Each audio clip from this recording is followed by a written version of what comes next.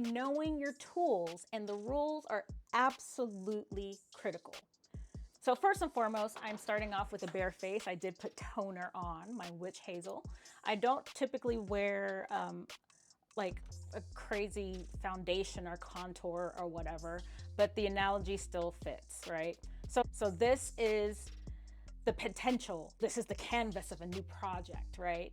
I have my thoughts. I need to know about how these are used. So how can it be used? Am I respecting privacy? Is this fair? These questions have to be answered before writing a single line of code. We're not going to just wing it here. There are experts out there that can wing it.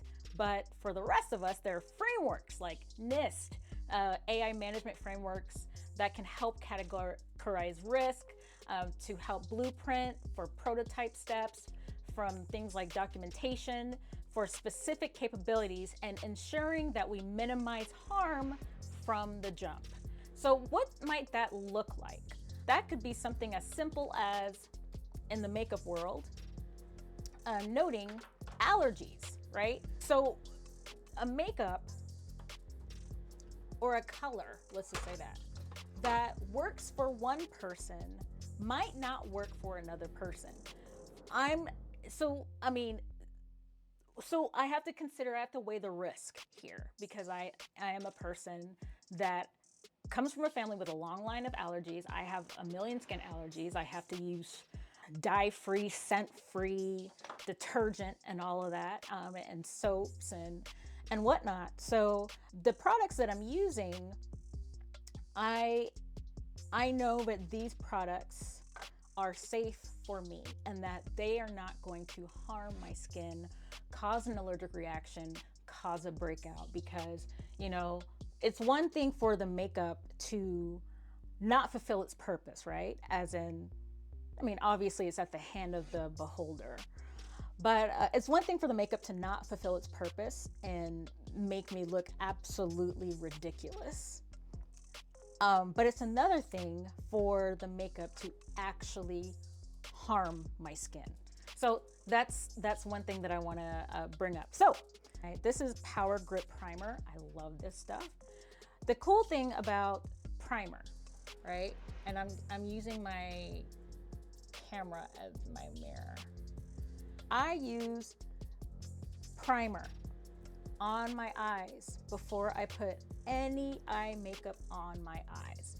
And I do that for a number of reasons. One of them is, when I use the primer, I kid you not, I'm able to make my actual makeup, my eyeshadow, stretch. I'm able to use less of it. It lasts forever. This it preps the skin, it makes the eyeshadow pop, and it keeps it from creasing. So if your primer or your data or your canvas is bad, if it's contaminated, if it's biased, then no matter how amazing your eyeshadow is, it's not gonna last as long as you had hoped, right? It's not gonna be as even. It might crease easier. It doesn't have that, I guess you would say, that not everybody uses primer, right? But at the same time, not everybody's eyeshadow lasts until midnight if they apply it early in the morning. So I'm going to apply some eyeliner here. And I really hope I didn't leave my brush. There we go. All right. So with my eye makeup, I have many choices. See, bam, right. And even with the application of the eyeliner, there are rules, right? There's an order of operations. There's a discipline for how you apply your eyeshadow. You typically start with light first. I like putting light right here. I have a technique. People have different techniques when building AI. My technique is I like to stretch my eyelid to the side, and I actually don't worry about all of that, but I like to stretch my eyelid to the side. So I have my light color on the inside, and I'm gonna make this extra fun. I will add some red, why not? And even down to this, right? Again, let's think about the brushes. Actually, I'll probably get into the brushes a little bit later on. But I wouldn't use a brush, just any brush on my eyelids here, guys. You wouldn't do that. And I can do as much or as little as I want for what the output or the outcome that I'm looking for. I know I have like tacit knowledge for what works for me and my skin, what I like. Obviously, I can learn a lot more. I can go to school, I can watch YouTube tutorials to get better at makeup for me and tips and tricks for me, right? That would be helpful. I do have my specific things that I do. Like, for example, some people use this, right? Gel eyeliner. I don't touch gel eyeliner anymore, and I only touch it in certain occasions. So instead of using gel eyeliner, I typically, because again, you have tools. You have many tools. We have many brushes. We can use those brushes however we want to create a desirable result. So I'm gonna show you right here what I just did. This is eyeshadow. I have a brush right here. Can you see it? Brush. I'm going to use the black in here, eyeshadow, and I'm actually going to use it as eyeliner instead. I'm not gonna line my entire eye. I am just going to, there you go, put a little bitty line. It's hard to do this with a backwards camera. There you go. Putting a little bitty line there, see? It might be smudged, whatever. For the purposes of this tutorial, it can be smudged, okay? So I still look crazy. I still look crazy because I'm not done. So a lot of times, and I can go out looking like this if I wanted to, but for me and what I am looking for, this is not something that I would put out like with where I am right now, with just the eye grip primer or the eyeshadow primer and the eyeshadow that I used. I could call it done. I could say this is production ready. Let's go. Let's go. No, no. Because I do like to add mascara, right? Not everybody uses mascara. Not everybody uses mascara every day. Certain looks can use mascara. There are techniques like the jiggling technique that is a game changer, I think, because you can really get all of your eyelashes coated really nicely that way. So let me move on. Now let's talk about architecture a little bit. I did touch on architecture a little bit before, but let's talk about architecture and bias, right? So what I'm going to do to display this is I'm going to move on to under my eyes. I have hyperpigmentation under my eyes. I'm not saying that it's a problem spot because there's nothing wrong with under my eyes. However, when I highlight up here, it makes under my eyes look a lot darker. So I'm going to target that area because one change here and where I highlight something, or where I apply color, or or how I draw the line for my eyeliner can completely change how everything else on my face comes across, right? So I'm gonna use a small specialized concealer that is formulated for this area. I love it. If you have darker skin and if you have darker eye circles, this stuff is awesome. It's orange. And orange, when used properly, will neutralize what's going on under the eyes. Now, this is for my skin tone. So this is gonna be a lot of orange. All right, so I'm gonna, and I know that if I put way too much orange on there, my gosh, then I can let it dry a little bit. So there are little tips and tricks and techniques that I would know about applying this type of makeup than I would applying other types of makeup, because this is a special area of my face. So let's say that it's kind of like this demonstrates specific model utility and targeted AI tools. So this is a finely tuned tool for this specific area of my face. This specific, I'm not gonna call it a problem because there's nothing wrong with the skin under my eyes, but I just want you to get that. So let's pause for a point here. And this is about context and data bias. For me, I have darker skin.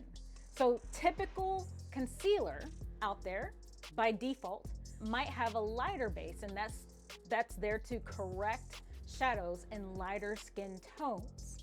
If I used those concealers that are for other skin tones or other areas of the face, it will leave an obvious, unblendable, ashy patch under my eyes. That is what it looks like when you lack contextual data, right? And then not only that, but like this is what's going on underneath.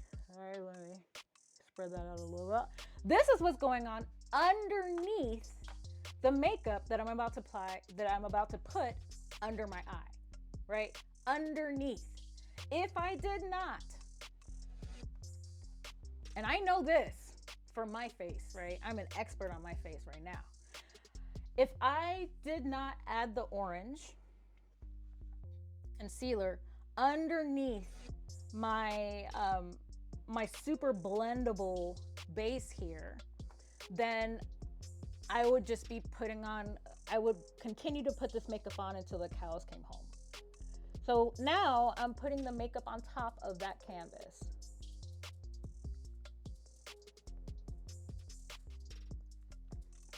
And now this might not be a brush that y'all would use for under the eyes. This brush is probably, who knows what this brush is actually for, whatever. But I use it to get the results that I want on my face for this area.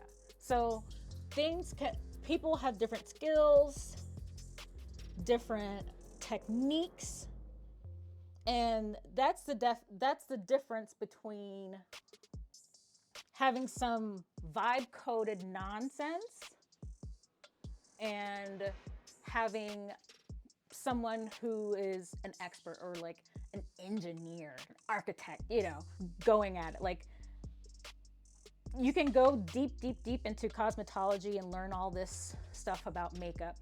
My makeup kit will probably look very different from makeup kits of people with other skin tones, or it might look different from the makeup kit of someone who's on stage all the time and only wears makeup on stage. It might look different, literally different looks, different uses for different people, right? And imagine if all I had available to me was makeup that wasn't in my tone, right? This is what happens when we have models that are trained on data that's not actually representative. And so let's just say that. So when this happens, like, let me give an example here, right? So in AI, there's the same problem. So if an image model is trained primarily on non-representative data, it will fail, it will discriminate, or it will outright misclassify certain groups. I don't know if you've ever heard this before, right? The model itself is fundamentally incompatible with the context. Incompatible with the context. Did you hear that? Incompatible with the context. So not all tools are for everyone, and not all tools are for everywhere on your face. So I already did the eyeshadow. I put on the eyeshadow. I'm going to do some work on these eyebrows. Now, this is a new thing, right? I remember growing up and being on stage or whatever, and we never cared about our eyebrows at that point. We never cared about eyebrows. And now, apparently, eyebrows are popping. Oh, this one looks a little lopsided. But I'm about to leave it lopsided for y'all. Hey. Okay, anyway, so there's that. So for me, the main feature is my eyeshadow. I love it. It's kind of like my base AI model or my core algorithm. And I place that onto the primed lid or my primed eyelid. So that's my foundation. That's my primer, right? And it provides the core capability, which is generating text or recognizing images, but it's just the raw model, just like raw eyeshadow. It needs control. You would look at me like I was a crazy person if I took this eyeshadow brush and I went to who knows what color, because let's say red is in, right? And I took this and I extended my eyeshadow past my eyebrows, right? You would be like, what? Right? So just because a certain thing is good, right? Like eyeshadow is good, or this tool is good. It has very high reviews and folks like it. It still needs to be controlled, and it still needs to know its role within the context or within the project, within the objective that I'm trying to meet, right? If I went absolutely crazy with this red on this eyelid, I'm not gonna do it. I'm not gonna do it. But if I went crazy with this red on this eyelid and I took it all the way up here and I took off my bandana and I smothered my hair in it and, just went absolutely crazy, you would be like, I think you just outputted a hallucination. See that? Okay, anyway. So there's that. So that's where the eyebrow pencil comes in, right? Right? It helps with fine tuning, and it helps with the parameter definition. I'm tuning the shape of my eyebrow, right? And the scope and the intensity there. So to get the output or to get the look that I want, okay? In AI, this is adjusting a model's parameters or fine-tuning it in a small, specific data set, for example, right? So you're telling AI, I want this specific output within these lines. I'm not running past my eyebrow, right? Preventing it from going wild with its new capability, okay? So now I'm going to touch a little bit on agents and tool calling. I'm going to, oh, dang it, I already used mascara. I'll use it again. Mascara and my brush set, right? So here's my mascara wand, right? And I'm going to put it on my face, right? And you already saw me do that. Remember, y'all, jiggle, jiggle, jiggle, jiggle, jiggle, right? So it can, so the eyeliner or the mascara can really, really coat that lash. Just saying, okay? I'm just using a bunch of metaphors here. So oftentimes one tool isn't necessarily enough. Imagine if I only had one tool, and it could be anything, right? If I had one tool, as you saw me make that eyeshadow work, right? You saw me make that eyeshadow work as eyeliner. What? You can do that with some things responsibly. You can do that with some things, right? And again, the greatest engineers are capable of seeing a tool and knowing how to make beautiful art with it. So there's that. But when it comes to modern AI systems, there is rarely just one giant model. They're actually kind of like a team. So team, this is one brush. That's another brush. That's another brush. That's another brush. If I chose to use this, that's another brush, right? It doesn't necessarily mean that I'm going to use every single one of these brushes in one application of makeup. I'm not. I mean, I might. I could if I wanted to, but I'm not going to, right? But these are agents, these are like tools.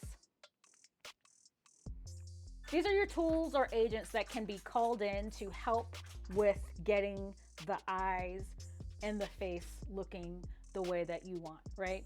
I have specialized brushes. I have a dense one for blending. I have a tiny one. You saw that? Remember that? I have a tiny one for precision, right? And so I would say, like, imagine my mascara as a generalist, right? So my generalist mascara, or the LLM in this case, might need current weather information, but it actually doesn't know the weather. So the system intelligently calls a tool. Let's say this one. The intelligently calls a tool. So let's say it's a little brush, right? And that is the weather API. Recognizes the limitation and it delegates the task to a specialized function or tool. It gets the information, it uses it, and then it continues. This intelligent selection and sequencing of specialized tools is called orchestration. Now, let me touch on hallucination again. Let's talk about hallucination. I'm gonna grab my eyeliner. I'm gonna grab my actual eyeliner, my gel eyeliner. And I was gonna demonstrate something, I'm getting there. I'm not completely there, but I mean, this is enough for what I need it for. What if I decided to use this tool? This tool was designed to be eyeliner, right? Let's think about the characteristics of this eyeliner or the characteristics of this tool. So it would probably be used for fine work, right? Well, what if I decided that I should, or what if I decided that I wanted some rouge on my cheeks? Would I use this to put rouge on my cheeks? Right? It might have knowledge of rouge on cheeks and what that means, but I can blink my eyes and click my heels as much as I want. But you know what's going to come out of this tool? Black dye. I can't even like I'm not, you know, I can't. Halloween's coming. Oh no, oh no. It's not rouging my cheeks. In fact, my cheeks are getting darker. Freaking out, smudging. Look, look, look. But it's not. Why won't I? Why can't I get what I want? Why can't I? See that? See that? That's what happens. So I want you to take that into account, right? So know thy tool is what I'm trying to say. Know thy tool to the best of your ability. And know that there are people that will spend their whole career working on how to master that tool. So it would behoove us to really, really consider if we're using the right tools, the right methods, and I'm not going to say the right one, but for what we're trying to get done here, right, is this face to look appropriate for recording videos, right? Is no, that's not working for you? No? So I can technically draw a line on my cheek. Yes, I can. Why? Because it is makeup. But this is the result. This bad look is the harm that can occur when governance fails, or if we don't have governance built in. Because governance would be like, child, look. Governance would be like, this tool is not appropriate for this task, this role. In fact, you can end up jacking up everything to the point where all anyone notices is this right here. So let's talk a little bit about context, suitability, and purpose. We want the makeup to supplement my features. I don't want the makeup to become a new, entirely unwearable mask on my face. I really don't. And we know folks like that, right? Like we know, I'm not trying to bump anybody, but like we know those folks who use certain tools for everything. It's all good, whatever. But all I have to say is, if that's the look you're going for, awesome, right? Because we also know folks, and we encounter folks all the, oof, look at that, who will walk around with a mask on their face, just coated, absolutely coated. Like that skin under that makeup is screaming for mercy and dying for air.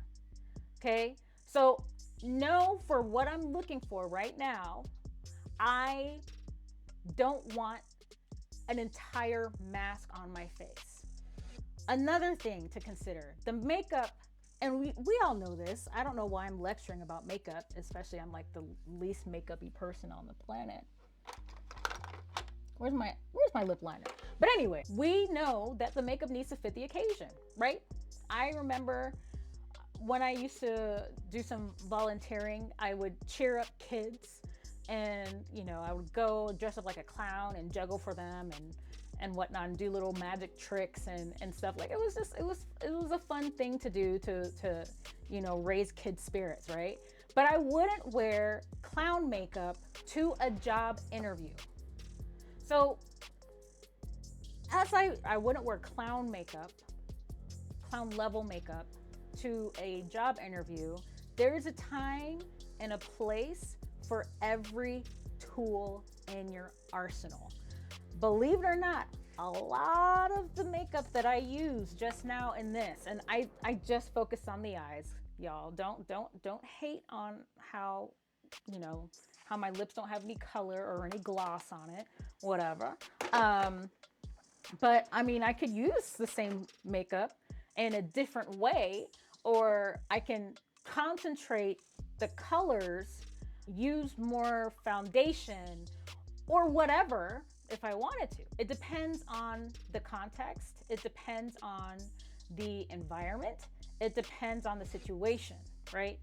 And of course, beyond the aesthetic fail, there's actual harm that can happen. I don't want this product to actually harm my skin. And we know, we know that there are ways of using makeup to where it will harm your skin, even healthy makeup. So I don't want these products to harm my skin. Another thing I already shared with you guys about my allergies earlier, unfortunately, it was a lot of trial and error, but not on my face, but you there. Ooh, testing sandbox. I can talk about that. Oh, but yeah, y'all know about this, right? For anybody who has allergies, right? When you get a new makeup or you're trying a new makeup or you're testing a new makeup, even if it's just to blend it with your skin, you try it on your arm first. You try it on your forearm first, right? For me, it's allergies, right? So even if it's a lotion, you put it right here and you wait a little bit to see how the skin's going to react before stepping out onto the actual face, the canvas. Because if I broke out with an allergic reaction here, I could cover that thing up, I can address it, I could do whatever, put topical steroids on it, whatever. But on the face, no, that ain't happening, right? So this goes back to AI safety and responsible development. We need to ensure that deployment doesn't cause harm, because the AI can output something that is harmful, okay? And you see this unblended smudgy line that's still there, gonna haunt me for the rest of the day, right? This is a perfect visual again for hallucination. The eyeliner is attempting to be blush. It's out of context, it is inaccurate and completely unbelievable. Hallucination, I mean, the jury's still out, but I believe, like, folks are like, oh, hallucination is just when the thing goes crazy. It's like, actually, no. I think hallucination happens when folks are not using the tools properly. Like the LLM can fabricate facts confidently, right? Because it lacks proper grounding, proper context, proper confines, or maybe, you know, you're using a ridiculous, like, imagine if I use this for my eye makeup, right? Like a ridiculous brush, like a ridiculous tool, like, or a ridiculous model, right? That knows way too much, right? For something that is precision and absolutely specialized, if that makes sense. So there's that. So now going to, if I have it here, please say I brought it here and I didn't leave it in the next room.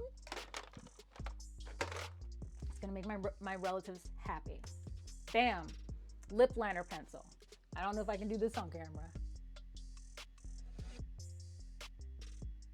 But if I wore makeup on my lips, which you know I don't,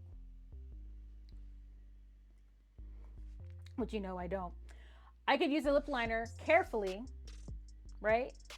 To complete the look. You can blend the lip liner with the lip gloss and it looks actually pretty cool, right? But check this out. This is my setting spray. So before all of our final checks, we added the lip liner, right? It defines the deployment boundaries of this little application, right? Now the setting spray, this is our robustness phase. It locks everything in. It makes sure that everything remains durable in the real world. Folks don't have to use all day fixer, but I use it.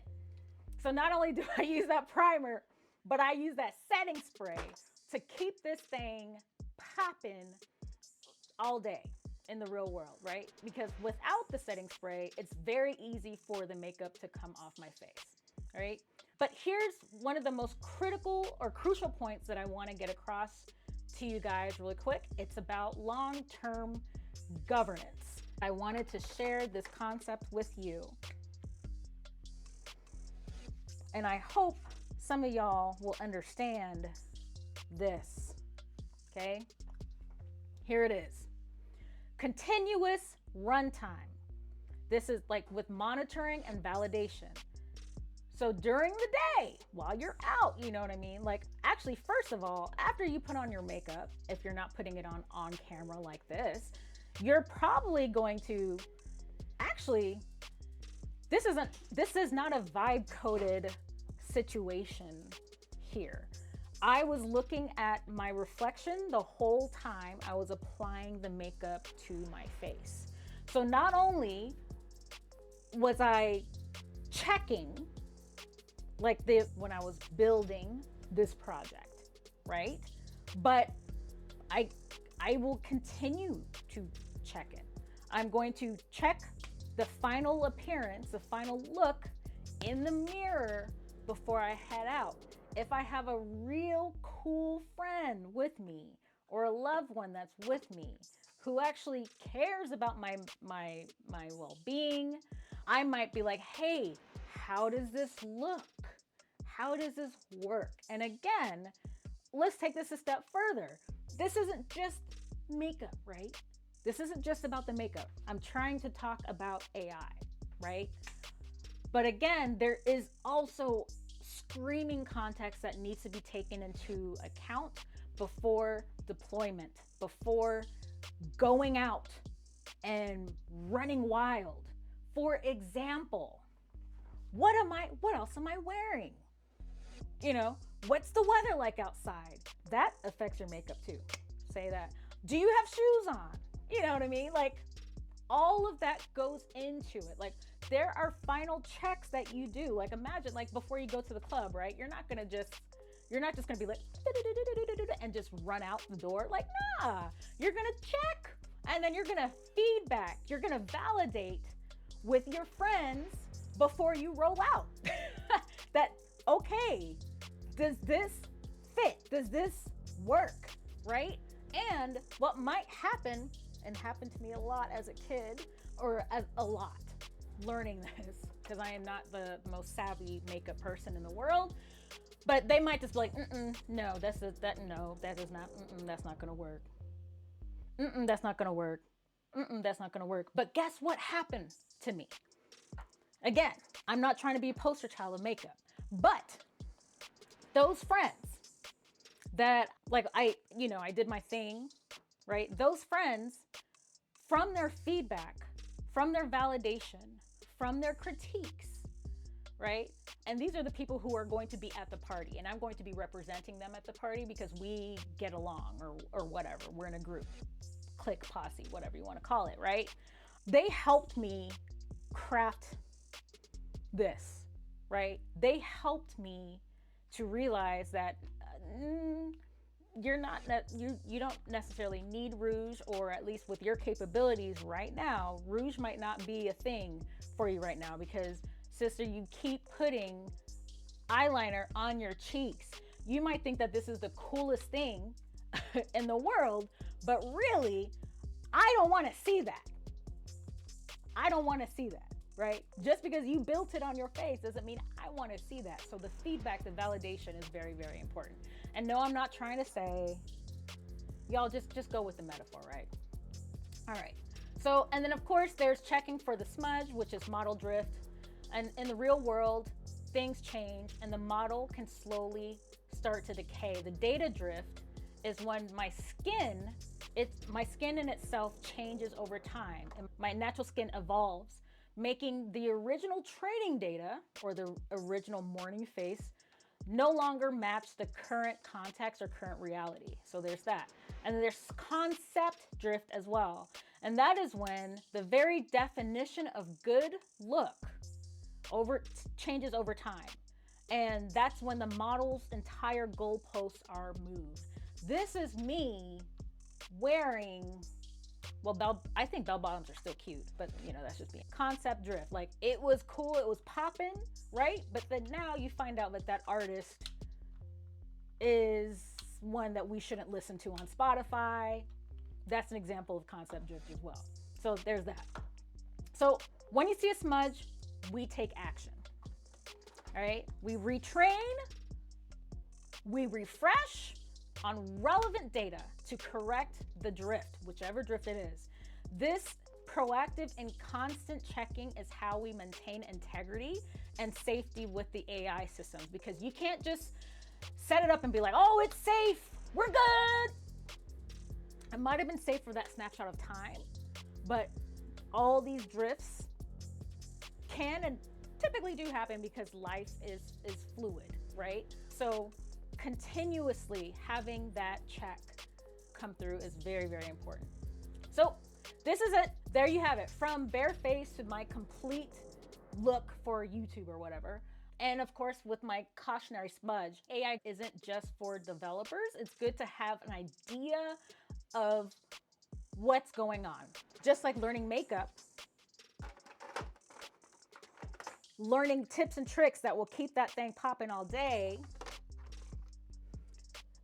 how to make that money stretch, right, on eyeshadow. Because I remember telling my neighbor about eyeshadow primer and it changed her life. But yeah, if we're using it, it's important for us to have an idea of what's going on. So we learned a little bit about how ethics comes first. The models are specialized tools. There are also agents that can be tools, and agents can call tools. Anyway, there's a lot there. And then you also learn about how misuse leads to disastrous results. Remember that? That thing's not gonna come out. It's waterproof. Anyway, and most importantly, we need to ensure that our tools are designed with folks in mind, and that AI's purpose is not to actually mask reality and not mask how we look or mask come across in society. So feel free to drop in the comments what this might mean to you. I will also put in the description and don't feel like you have to, but if you are pregnant or postpartum, please check out the demo of Ester. That right there would help us with validation. But check Ester out. Check Ester out. More about Ester will be in the description there too. I really hope that somebody found this helpful. Please feel free to like, share, subscribe. And until next time, y'all, stay curious, stay ethical, and know your tools. Look out for new updates.